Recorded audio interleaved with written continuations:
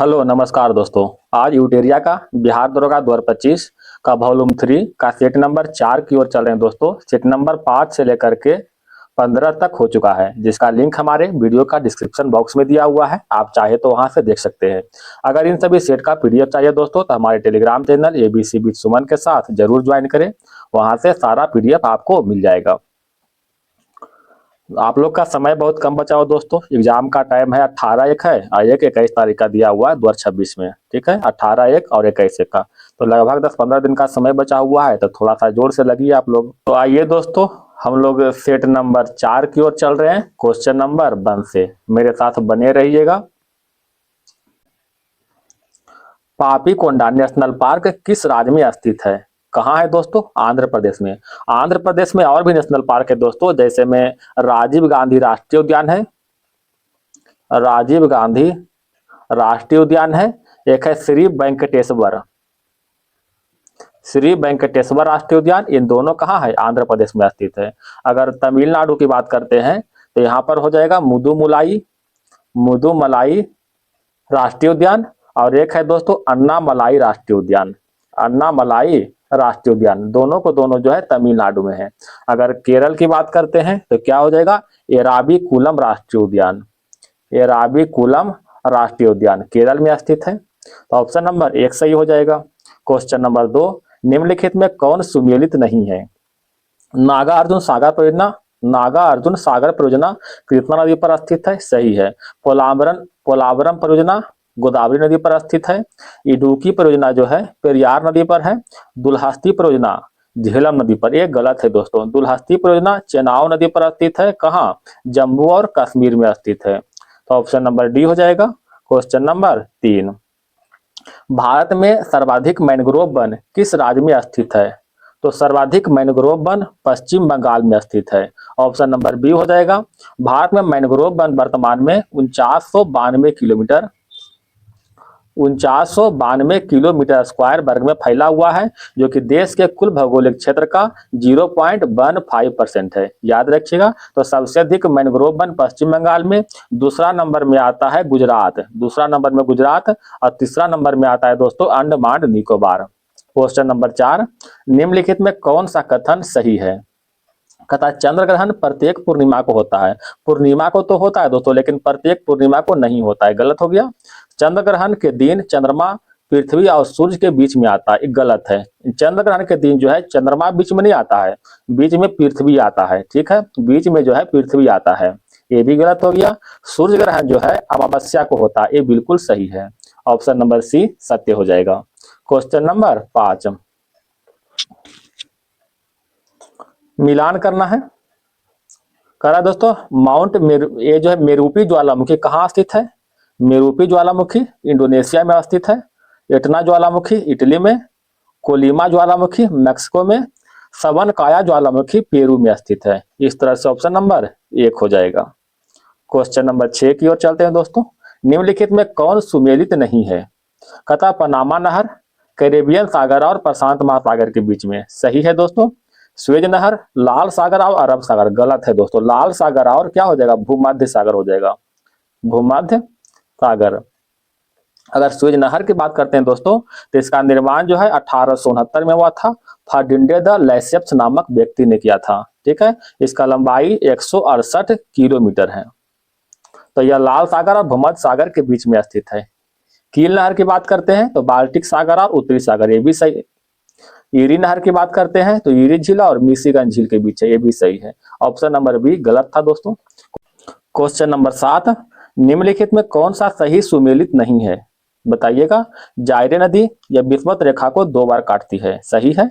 Limpopo नदी मकर रेखा को 2 बार काटती है। आमूर नदी चीन व मंगोलिया के मध्य स्थित है, ये गलत है दोस्तों। आमूर नदी जो है पूर्वी रूस और पूर्वोत्तर चीन के बीच स्थित है। ठीक है, पूर्वी रूस और पूर्वोत्तर चीन के बीच स्थित है। ऑप्शन नंबर सी गलत है। मेकांग नदी दक्षिण पूर्व एशिया के सबसे लंबी नदी है, ये भी सही है। क्वेश्चन नंबर आते हैं दोस्तों 8 की ओर। निम्नलिखित में कौन सा सही सुमेलित नहीं है? कताबेल्ड दक्षिण अफ्रीका, सही है। केंटबरी फिनलैंड, ये गलत है दोस्तों। केंटबरी होगा न्यूजीलैंड।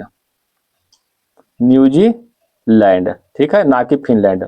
डाउन्स ऑस्ट्रेलिया की घास का मैदान है, पुस्ताज हंगरी। ऑप्शन नंबर बी हो जाएगा। कुछ और घास के मैदान देखते हैं दोस्तों, जैसे सबाना। सबाना कहाँ के हैं? सबाना जो है पूर्वी अफ्रीका के हैं, ठीक है। स्टेपीज, स्टेपीज एशिया और यूरोप के घास का मैदान है। एक है दोस्तों सेराडो। सेराडो कहाँ के हैं? ब्राजील के घास के मैदान को सेराडो कहते हैं।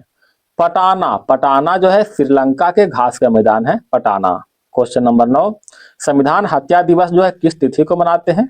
संविधान हत्या दिवस 25 जून को मनाते हैं और संविधान दिवस जो है 26 नवंबर को मनाते हैं। ऑप्शन नंबर बी हो जाएगा। क्वेश्चन नंबर 10, खो खो विश्व कप 2025 के ब्रांड एम्बेसडर किसे बनाया गया है? खो खो विश्व कप 2025 के ब्रांड एम्बेसडर के रूप में सलमान खान को बनाया गया है। ऑप्शन नंबर बी हो जाएगा। आयुष्मान खुराना की बात करते हैं दोस्तों, तो ये Ayushmann Khurrana fit India icon के ब्रांड एम्बेसडर हैं। फिट इंडिया आइकन के ब्रांड एम्बेसडर आयुष्मान खुराना। अगर सोनू सूद की बात करते हैं तो ये थाईलैंड के पर्यटन विभाग के ब्रांड एम्बेसडर हैं। नरेंद्र कुमार यादव की बात करते हैं तो फिट इंडिया मूवमेंट का ब्रांड एम्बेसडर है, ठीक है। क्वेश्चन नंबर 11, बिहार विधानसभा चुनाव 2025 के पहले चरण में कुल कितना प्रतिशत मतदान हुआ? तो पहला चरण कब हुआ था? तो 6 नवंबर को पहला चरण हुआ था और 11 नवंबर को दूसरा चरण हुआ था। तो पहला चरण में 65.08% मतदान पड़ा था। अगर सेकेंड चरण की बात करते हैं तो इसमें 69.20% मतदान पड़ा था, ठीक है। जिसके तहत जो है नीतीश कुमार जो है बिहार का 10वां बार जो है मुख्यमंत्री के रूप में शपथ लिया है। क्वेश्चन नंबर 12, भारत सरकार ने मवेशियों को पूर्ण रूपेण उन्मूलन का लक्ष्य कब तक रखा है? तो पूर्ण रूपेण उन्मूलन का लक्ष्य 2030 तक रखा है, ठीक है। 2030 तक मलेरिया का लक्ष्य रखा है। और एक और है दोस्तों HIV एड्स को खत्म करने का लक्ष्य भी 2030 तक ही रखा है। 2070 तक बात करते हैं दोस्तों, तो इसमें जो है नेट जीरो इमिशन का लक्ष्य रखा है, ठीक है। 2028 की बात करते हैं तो यह जो है विश्व की तीसरी अर्थव्यवस्था मतलब बनाने का लक्ष्य रखा है भारत को। ऑप्शन नंबर डी हो जाएगा। क्वेश्चन नंबर 13, साहित्य अकादमी युवा पुरस्कार 2025 किसको नहीं दिया गया है? बताइएगा दोस्तों। तो गगन गिल को नहीं दिया गया है। साहित्य अकादमी युवा पुरस्कार 2025 की बात करते हैं दोस्तों, तो इसमें 23 युवा लेखक को प्रदान किया जाता है, जिसमें अद्वैत कोठारी को अंग्रेजी भाषा के लिए मिला है, ठीक है। पार्वती तिर्की को हिंदी भाषा के लिए मिला है और नेहा रुबाब को उर्दू भाषा के लिए मिला है, ठीक है। ऑप्शन नंबर सी इसका हो जाएगा। क्वेश्चन नंबर 14, पद्म पुरस्कार 2025 से सम्मानित नहीं किया गया है। किसको नहीं किया गया है? देखिएगा। तो पद्मा सुब्रमण्यम को सम्मानित नहीं किया गया है। पद्म पुरस्कार की बात करते हैं दोस्तों, तो टोटल 2025 में 139 व्यक्ति को मिला है। 139 व्यक्ति में 7 को पद्म विभूषण, 13 व्यक्ति को पद्म भूषण और 119 व्यक्ति को पद्म श्री से सम्मानित किया गया है। इसमें से 23 महिला है, 10 विदेशी है और 13 मरणोपरांत से सम्मानित किया गया था। इसमें टोटल में दोस्तों बिहार के 7 व्यक्ति को पद्म पुरस्कार से सम्मानित किया गया था। 7 व्यक्ति में 2 व्यक्ति महिला है, ठीक है, याद रखिएगा। क्वेश्चन नंबर 15, 2 व्यक्ति में आप एक व्यक्ति तो हर हाल में याद रखिएगा दोस्तों, शारदा सिन्हा जो कि बिहार के रहने वाले हैं, इनको पद्म विभूषण से सम्मानित किया गया था। सुभाष चंद्र बोस आपदा प्रबंधन पुरस्कार 2025 किसे दिया गया है? तो सुभाष चंद्र बोस आपदा प्रबंधन पुरस्कार 2025 में संस्थागत श्रेणी में INCOIS हैदराबाद को दिया गया है। INCOIS क्या है दोस्तों? भारतीय राष्ट्रीय महासागर सूचना सेवा केंद्र, ठीक है। और व्यक्तिगत श्रेणी में किसी को नहीं दिया गया है। क्वेश्चन नंबर 16, भारत की पहली घरेलू gene therapy CAR-T cell therapy किस बीमारी के इलाज में प्रयुक्त होगा? तो CAR-T सेल थेरेपी जो है कैंसर के इलाज में प्रयुक्त होगा। इसको जो है राष्ट्रपति द्रौपदी मुर्मू के द्वारा लॉन्च किया गया था।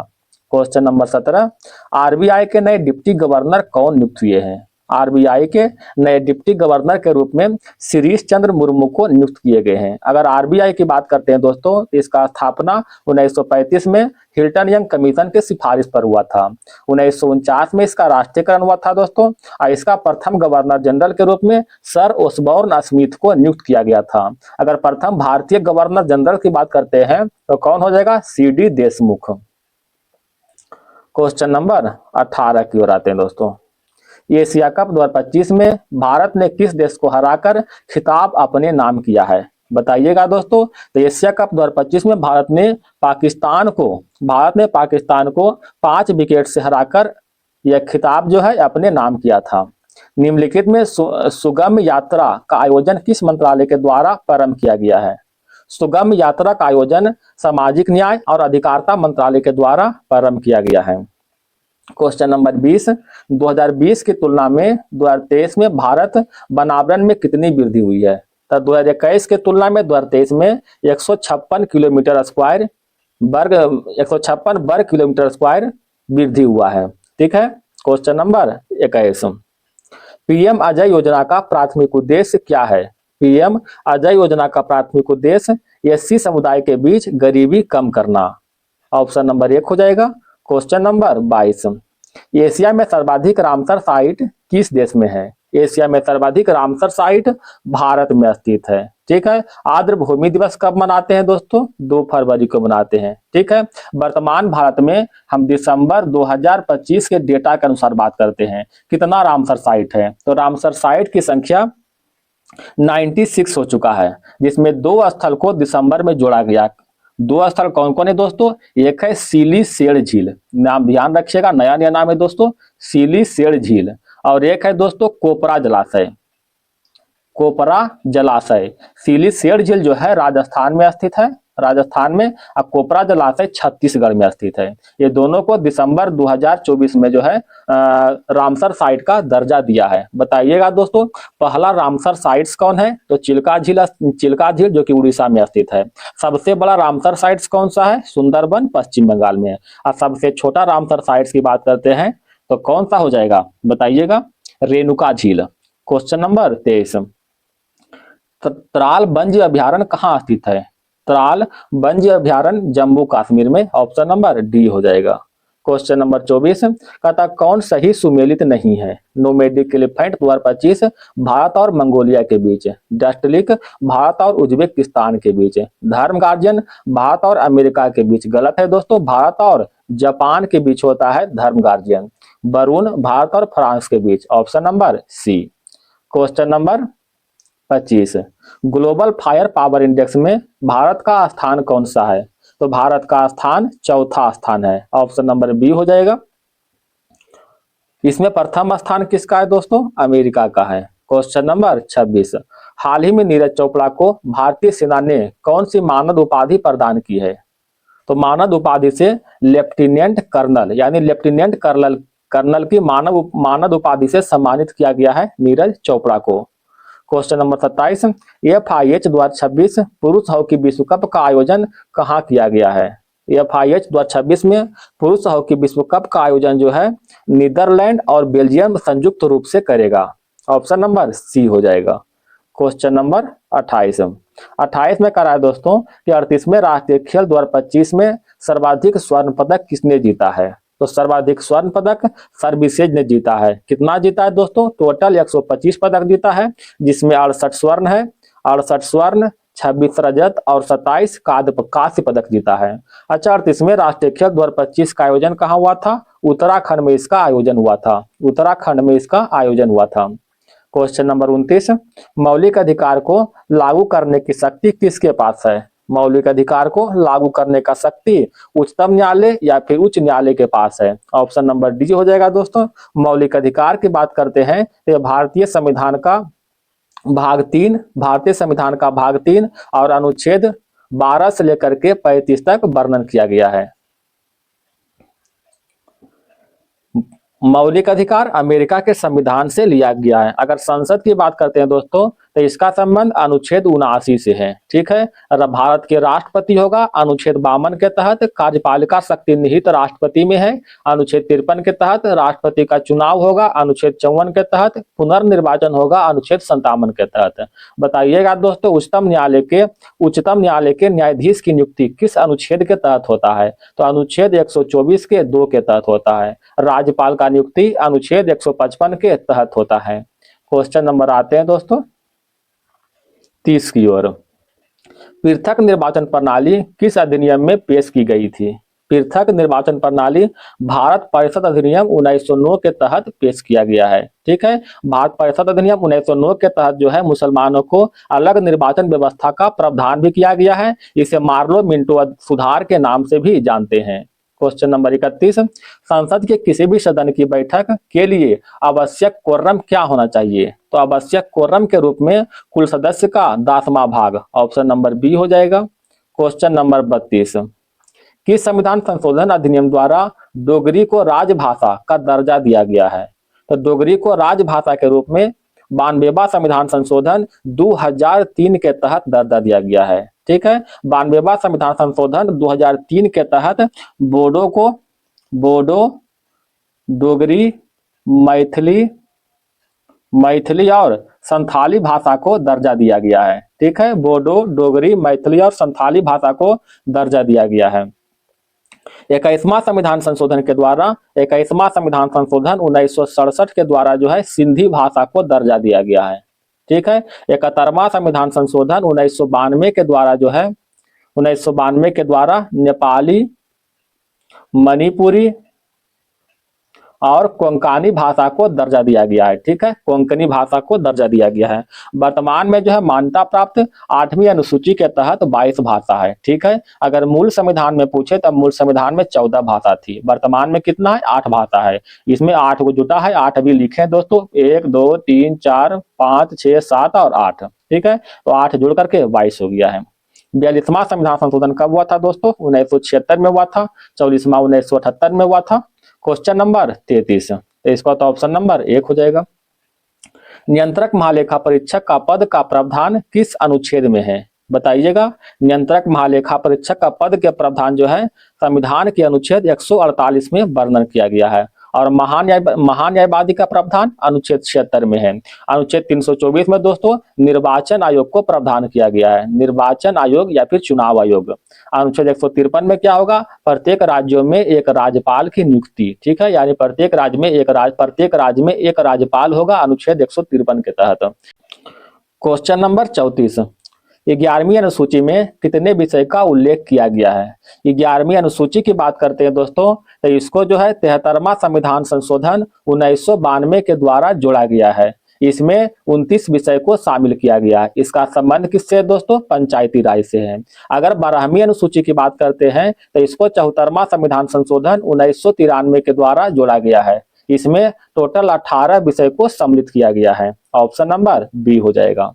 क्वेश्चन नंबर 35, अनुमान समिति का जुड़वा भवन किसे कहते हैं? अनुमान समिति का जुड़वा बहन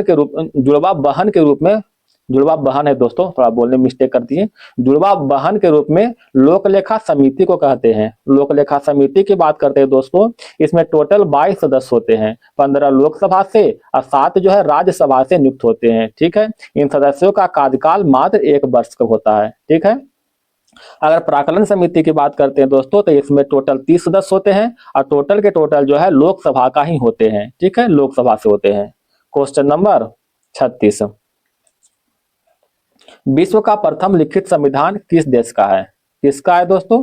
संयुक्त राज्य अमेरिका के है। अगर बोल दे कि विश्व का सबसे बड़ा लिखित संविधान किसका है, तो भारत का हो जाएगा। क्वेश्चन नंबर 37, गलत मिलान को चयन करें। विश्व हिंदी दिवस 10 जनवरी को, विश्व पृथ्वी दिवस 22 अप्रैल, विश्व ओजोन दिवस 16 नवंबर। गलत है दोस्तों, विश्व ओजोन दिवस जो है 16 सितंबर को मनाते हैं, ना कि 16 नवंबर को। ऑप्शन नंबर डी हो जाएगा। क्वेश्चन नंबर 38, सोरा किस देश का संसद का नाम है? सोरा अफगानिस्तान के संसद का नाम है। ऑप्शन नंबर बी हो जाएगा। मालदीव और ईरान के संसद का नाम क्या है दोस्तों? मजलिस। इजराइल के संसद का नाम नेसेट। बांग्लादेश के संसद का नाम जातीय संसद। याद रखिएगा।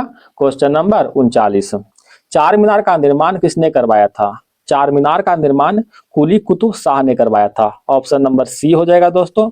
अगर गंगदेव की बात करते हैं तो इन्होंने उड़ीसा के पुरी के जगन्नाथ मंदिर का निर्माण कराया था। ठीक है, अगर हैदर अली की बात करते हैं दोस्तों, तो इनके द्वारा जो है लाल बाग का निर्माण करवाया था, लाल बाग।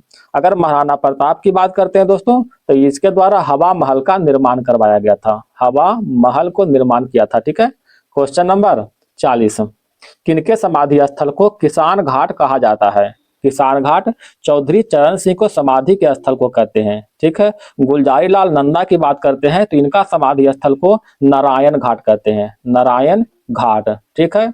और मुरारजी देसाई के समाधि स्थल को अभय घाट कहते हैं। ठीक है। और एक है बचकर राजीव गांधी, इसका क्या कहते हैं दोस्तों? वीर भूमि, वीर भूमि। क्वेश्चन नंबर 41 की ओर आते हैं।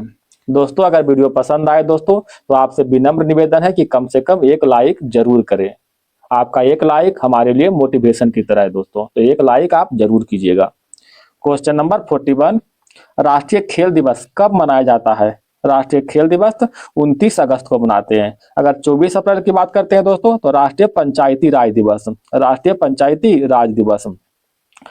14 सितंबर की बात करते हैं दोस्तों तो 14 सितंबर तो कुछ नहीं, 16 सितंबर को मनाते हैं विश्व ओजोन दिवस। ठीक है। 16 सितंबर को विश्व ओजोन दिवस। 12 जनवरी को दोस्तों राष्ट्रीय युवा दिवस मनाते हैं। क्वेश्चन नंबर 42, तो इसका आंसर क्या हो जाएगा? राष्ट्रीय खेल दिवस 29 अगस्त। द गोल्डन थ्रेशोल्ड नामक पुस्तक किसके द्वारा लिखी गई है? द गोल्डन थ्रेशोल्ड नामक पुस्तक सरोजिनी नायडू के द्वारा लिखा गया है। ऑप्शन नंबर बी हो जाएगा। इंदिरा गांधी की बात करते हैं दोस्तों तो इनका पुस्तक है माई ट्रूथ, माई ट्रूथ का लेखक कौन है? इंदिरा गांधी। और माई एक्सपेरिमेंट विथ ट्रूथ इन महात्मा गांधी का है। ठीक है। अगर भगवती चंद्र बोहरा की बात करते हैं दोस्तों तो इनका पुस्तक का नाम है चित्रलेखा, चित्रलेखा, याद रखिएगा। क्वेश्चन नंबर आते हैं 43 की ओर। खेल एवं खिलाड़ी की संख्या कौन सा युग्म सही सुमेलित नहीं है? बताइएगा। कथक कबड्डी में 7 खिलाड़ी, वाटर पोलो में 7 खिलाड़ी, खो खो में 9 खिलाड़ी, बेसबॉल में 7। बेसबॉल में होता है 9 खिलाड़ी, ना कि 7 होता है। क्रिकेट, फुटबॉल और हॉकी, क्रिकेट, फुटबॉल और हॉकी में 11 खिलाड़ी होते हैं। बैडमिंटन, टेबल टेनिस और लॉन टेनिस में 1 या फिर 2 खिलाड़ी होते हैं। तो इसका आंसर क्या हो जाएगा? डी हो जाएगा। क्वेश्चन नंबर 44, पेरिस किस नदी के किनारे बसा हुआ है? पेरिस सी नदी किनारे। ऑप्शन नंबर डी हो जाएगा दोस्तों। अगर हम टेम्स की बात करते हैं दोस्तों तो टेम्स जो है, टेम्स नदी के किनारे लंदन शहर बसा हुआ है। ठीक है। लंदन शहर टेम्स नदी किनारे बसा हुआ है। ठीक है। अगर हम टाइबर नदी की बात करते हैं तो इसके किनारे इटली का रोम शहर बसा हुआ है। और यहाँ राइन नदी किनारे दोस्तों, तो राइन नदी किनारे बसेगा जर्मनी के बॉन शहर। ठीक है। जर्मनी के बॉन शहर। क्वेश्चन नंबर 45, निम्नलिखित में कौन सा लोक नृत्य आंध्र प्रदेश का लोक नृत्य है? तो आंध्र प्रदेश के लोक नृत्य के रूप में हो जाएगा कुचिपुड़ी। ऑप्शन नंबर डी हो जाएगा। ठीक है। यक्षगान कहाँ के दोस्तों? कर्नाटक का। यक्षगान कर्नाटक का। सरहुल झारखंड का। ठीक है। मुखौटा कहाँ के है? अरुणाचल प्रदेश का, अरुणाचल प्रदेश का है। क्वेश्चन नंबर 46, नोबेल पुरस्कार प्राप्त करने वाला भारतीयों का कौन सा युग्म सुमेलित नहीं है? बताइएगा। रविंद्रनाथ टैगोर को 1913 मिला था साहित्य के क्षेत्र में। ठीक है। कैलाश सत्यार्थी को 2014 में मिला था। सीवी रमन को जो है 1930 में, अमर्त्य सेन को 68 में। गलत है दोस्तों, अमर्त्य सेन को 1958 में मिला था। ठीक है। अमर्त्य सेन को 1958 में मिला था अर्थशास्त्र के क्षेत्र में। और एक है दोस्तों हरगोविंद खुराना, इसको मतलब कि हरगोविंद खुराना को 1968 में मिला था। ठीक है। क्वेश्चन तो इसका तो आंसर क्या हो जाएगा? डी हो जाएगा। क्वेश्चन नंबर 47, विश्व का सबसे छोटा देश कौन सा है? विश्व का सबसे छोटा देश वेटिकन सिटी है। अगर इसका क्षेत्रफल की बात करते हैं दोस्तों तो आधा किलोमीटर स्क्वायर से भी कम है दोस्तों, बहुत छोटा है। ठीक है।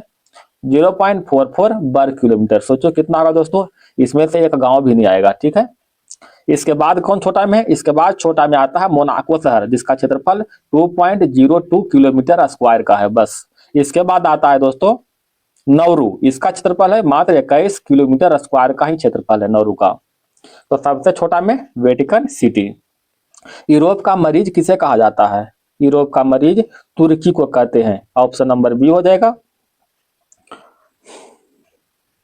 अगर हम स्विट्जरलैंड की बात करते हैं दोस्तों तो इसे यूरोप का हृदय कहते हैं। यूरोप का हृदय, याद रखिएगा। यूरोप का मरीज तुर्की और यूरोप का हृदय जो है स्विट्जरलैंड को कहते हैं। ठीक है। अगर क्यूबा की बात करते हैं दोस्तों तो इसे चीनी का कटोरा कहते हैं, चीनी का कटोरा के नाम से जानते हैं। जिब्राल्टर की बात करते हैं तो इसे भूमध्य सागर के द्वार कहते हैं। Question number 49। कहता निम्नलिखित में कौन सा सामाजिक सुधार भारत में विलियम बेंटिक के द्वारा शुरू नहीं किया गया था? तो इनके शासनकाल में सती प्रथा का उन्मूलन हुआ था, ठगी प्रथा पर प्रतिबंध भी लग गया था, कन्या भ्रूण की बढ़ावा देना, ये जो शुरू नहीं हुआ था। ऑप्शन नंबर सी हो जाएगा। निजामुल मुल्क निजामुल मुल्क आसफ जाह के संदर्भ में निम्नलिखित में कौन सा कथन सही नहीं है? बताइएगा दोस्तों। तो कहता इसने हैदराबाद की स्थापना किया था, इसने केंद्रीय मुगल सत्ता से अपनी स्वतंत्रता की खुलेआम घोषणा किया था, ये जो है सही नहीं है। ऑप्शन नंबर बी हो जाएगा। कहता इसने दक्कन में स्थापित अपने राज्य में मुगलों के नमूनों पर जागीरदारी प्रथा चलाई थी। ठीक है, क्वेश्चन नंबर आते हैं 51 की ओर। सहायक संधि प्रणाली के संबंध में कौन सा कथन असत्य है? असत्य को चुनना है। कहता इस प्रथा में शामिल सहयोगी राज्य को ब्रिटिश सेना अपने राज्य में लेनी पड़ती थी। सही है। इस प्रणाली में शामिल देशी राज्य किसी पड़ोसी राज्य से कूटनीतिक संबंध बनाने तथा विदेशी विशेषज्ञ रखने का अधिकार खो देता था। ये भी सही है। सहायक संधि प्रथा में सुरक्षा प्राप्त राज्य की सेनाएं भंग कर दी गई थी। ये भी सही है। कहता मैसूर के टिप्पू सुल्तान ने सहायक संधि के तहत सेना खर्च के लिए अपने राज्य का एक भाग कंपनी को, ये गलत है दोस्तों। ठीक है, ऑप्शन नंबर डी, अपने राज्य का एक भाग कंपनी को नहीं दिया था, इसमें करार दिया था। Question number 52। 1859 में नील विद्रोह के बारे में निम्नलिखित में से कौन सा कथन सही है? तो कौन सा सही है दोस्तों? कहता यह पूना और अहमदनगर में शुरू हुआ था। ये इसका शुरुआत जो है बंगाल में हुआ था। नील विद्रोह कहाँ हुआ था? बंगाल में, ना कि पूना और अहमदनगर में। गलत हो गया। कहता यह साहूकारों के विरुद्ध संचालित था। ये भी गलत है। यह जो है यूरोपीय व्यापारी के विरुद्ध संचालित था। ठीक है, बंगाल के बुद्धिजीवियों ने बढ़ावा दिया था। ये बिल्कुल सही है। ठीक है, इसको बंगाल के बुद्धिजीवी ने ही बढ़ावा दिया था। आइए दोस्तों क्वेश्चन नंबर बढ़ते हैं 53 की ओर। 53 में कह रहा है निम्नलिखित युग्म में से कौन सा सुमेलित नहीं है? तो 1773 का रेगुलेटिंग एक्ट नॉर्थबुक के शासनकाल में। सही है। लॉर्ड कॉर्नवालिस चिर अस्थायी बंदोबस्त। सही है दोस्तों। विलियम बेंटिक सती प्रथा का उन्मूलन। लॉर्ड कैनिंग जो है भारतीय शिक्षा का काजविद। ये गलत है दोस्तों। ठीक है। अच्छा, लॉर्ड कैनिंग का शासनकाल क्या है दोस्तों? बताइएगा। 1856 से लेकर के 62। लॉर्ड विलियम बेंटिक का शासनकाल क्या है दोस्तों? 1828 से 35। लॉर्ड कॉर्नवालिस का शासनकाल 1786 से 93 तक है। आइए क्वेश्चन नंबर 54। कहता 1740 से 48 के मध्य यूरोप में चला ऑस्ट्रेलियाई उत्तराधिकारी युद्ध किस यूरोपीय शक्ति के मध्य हुआ था? तो ऑस्ट्रेलियाई उत्तराधिकारी युद्ध फ्रांसीसी और अंग्रेज के मध्य हुआ था। Question number 55। कहता मुंडा आंदोलन के संदर्भ में कौन सा कथन सत्य है? वो 1895 में बिरसा मुंडा ने अपने अनुयायियों से अपने गौरवशाली अतीत को पुनः प्राप्त करने का आग्रह किया था। सही है। मुंडा आंदोलन मिशनरियों, साहूकारों तथा हिंदू जमींदारों को बाहर करना चाहता था। ये भी सही है। वर्ष 1900 में बिरसा मुंडा की मृत्यु के बाद यह आंदोलन कमजोर पड़ गया। ये भी सही है। ऑप्शन नंबर डी हो जाएगा। Question number 56। उस स्थल युग्म को पहचान कीजिए जहां नव पाषाणकारी हड्डी के औजार बहुयातायात में प्राप्त हुए। कौन सा है दोस्तों? तो बुर्जहोम और चिरांद। ऑप्शन नंबर सी हो जाएगा, बुर्जहोम और चिरांद। Question number 57। हड़प्पा सभ्यता के समकालीन किस सभ्यता के भवन में धूप में सुखाई गई ईंटों का प्रयोग हुआ था?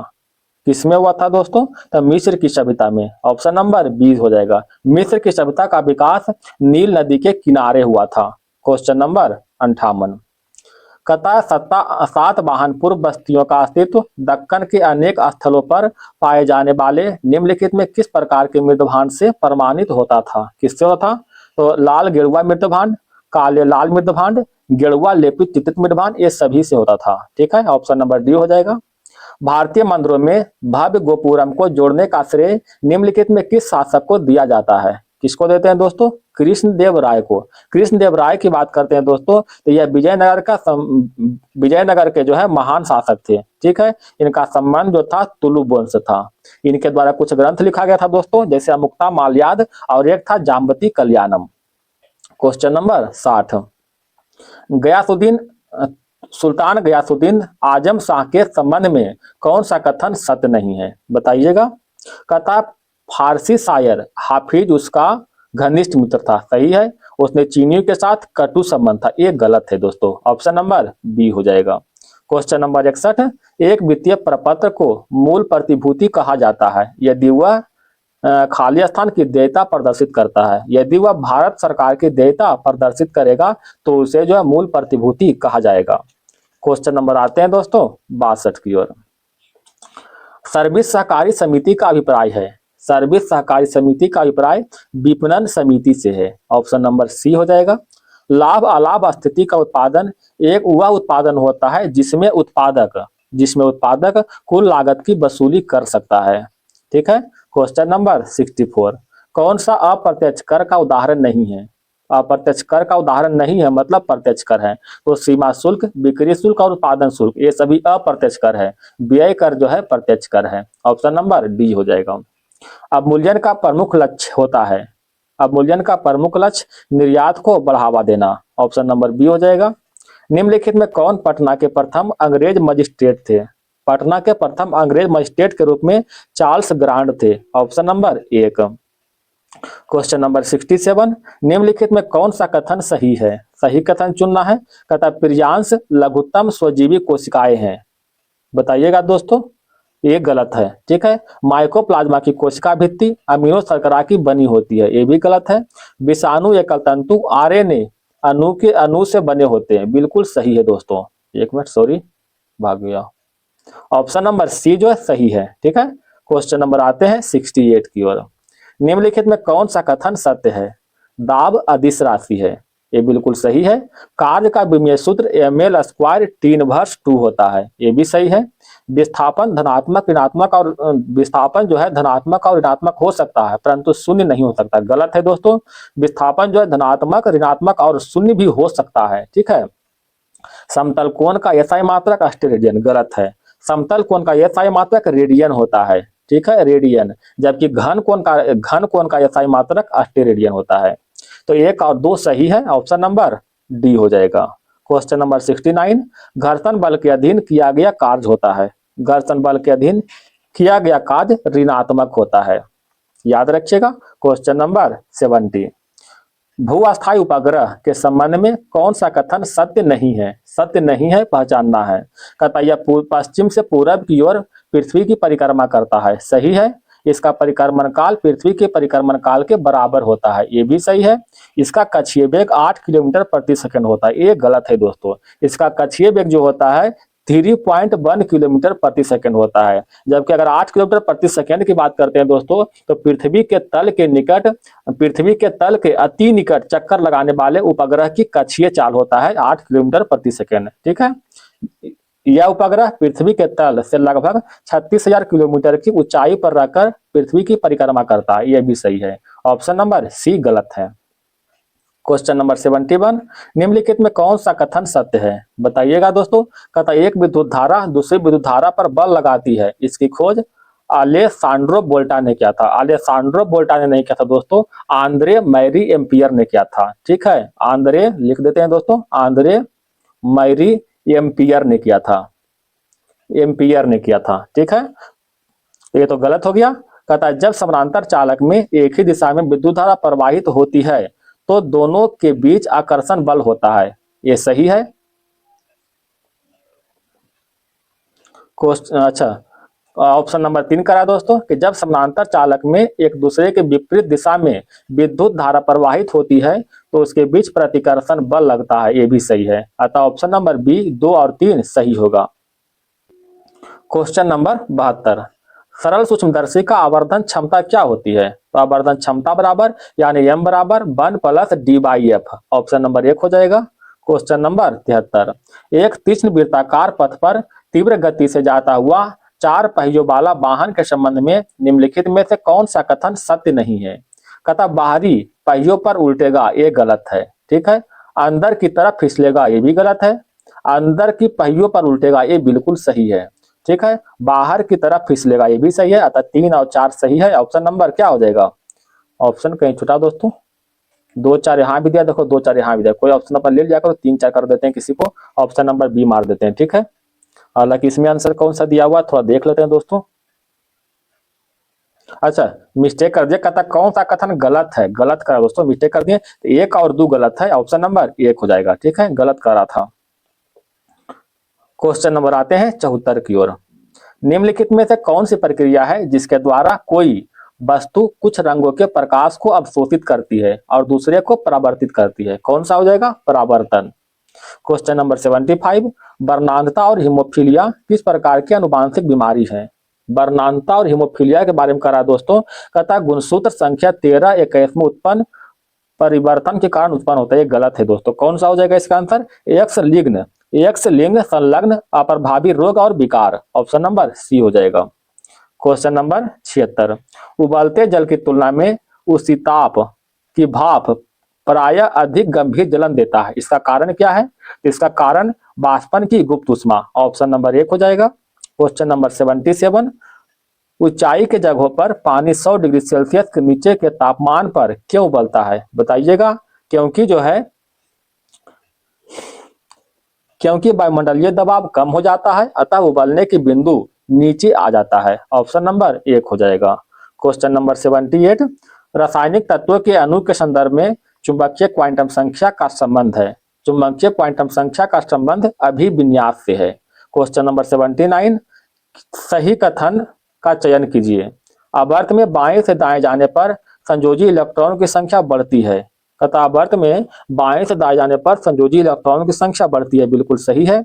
आवर्त सारणी में किसी वर्ग में ऊपर से नीचे आने पर आयनन विभव का मान बढ़ता है, ये गलत है दोस्तों, अतः केवल ऑप्शन नंबर 1 सही होगा। क्वेश्चन नंबर आते हैं 80 की ओर। ईस्ट का उपयोग वाइन और बियर उद्योग में किया जाता है क्योंकि यह श्वसन करता है अवायवीय रूप से अल्कोहल के उत्पादन में। ये क्वेश्चन दोस्तों सेट में 5 से 6 बार आ चुका है, ठीक है, सेट में, इसको याद रखिएगा। क्वेश्चन नंबर 81, निम्नलिखित में पुष्पीय पादप में लैंगिक जनन का सही क्रम क्या है? तो लैंगिक जनन का सही क्रम युग्मक जनन, परागन, निषेचन, फल, बीज और अंकुरन, ऑप्शन नंबर बी हो जाएगा। क्वेश्चन नंबर 82, तथा टमाटर के बीज रहित फल उत्पादन निम्नलिखित में किस विधि के द्वारा संभव है? तो बीज रहित उत्पादन के लिए पुष्पों पर हार्मोन का छिड़काव, कौन सा हार्मोन दोस्तों? तो ऑक्सिन्स हार्मोन का छिड़काव। ऑक्सिन्स हार्मोन का छिड़काव करने पर जो है बिना बीज रहित फल का उत्पादन होता है। क्वेश्चन नंबर 83, निम्नलिखित में से हृदय द्वारा स्रावित हार्मोन कौन सा है? तो हृदय द्वारा स्रावित हार्मोन ANF, जिसको कहते हैं एट्रियल निट्रीयूरेटिक फैक्टर, ठीक है। क्वेश्चन नंबर 84, आणविक जातिवृत्त का महत्व है। आणविक जातिवृत्त का महत्व दूरस्थ संबंधित जीवों के DNA के मध्य विभिन्नताओं को ज्ञात करने में, सही है, जाति उद्भवन को समझाने में, वर्गीकरण में, सभी सही दोस्तों, ऑप्शन नंबर डी हो जाएगा। प्रोटीन संश्लेषण में निम्नलिखित कोशिकांगों में से किसकी भूमिका सबसे अधिक महत्वपूर्ण है? किसकी भूमिका होगा महत्वपूर्ण?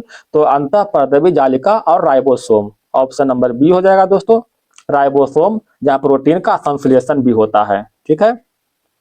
क्वेश्चन नंबर 86 में आते हैं दोस्तों, ये तो इंग्लिश आ गया दोस्तों। विशेषाधिकार का जो है अंग्रेजी में क्या कहते हैं? क्या कहते हैं बताइएगा? प्रिविलेज कहते हैं, ऑप्शन नंबर डी। इनक्लोजर का सही हिंदी अर्थ क्या हो जाएगा? इनक्लोजर मतलब अनुलग्न होता है। निम्नलिखित में कौन सा अ का उपसर्ग युक्त है? अ का उपसर्ग युक्त कौन हो जाएगा? अथाह, अ प्लस था होता है ना, अ प्लस था, ठीक है, तो अ हो जाएगा 1। क्वेश्चन नंबर 89, जिस समास के 2 प्रधान पद होते हैं वह कौन से समास होते हैं? तो वह द्वंद्व समास होते हैं। प्रत्युत्तर शब्द में कौन सी संधि है? प्रत्युत्तर शब्द में बताइएगा दोस्तों, कौन संधि हो जाएगा? यन संधि हो जाएगा। क्वेश्चन समाप्त हो गया दोस्तों। आगे मैथ आ गया है, ठीक है, आप लोग इसको बना लीजिएगा, हम PDF में इसका सॉल्यूशन भेज देंगे, ठीक है, तो आप लोग उसको बना लीजिएगा देख करके, चाहे जैसे भी हो, ठीक है। क्वेश्चन समाप्त हो गया दोस्तों। अगर वीडियो पसंद आए तो वीडियो को लाइक और सब्सक्राइब चैनल को जरूर करें। धन्यवाद दोस्तों, आपका दिन शुभ रहे।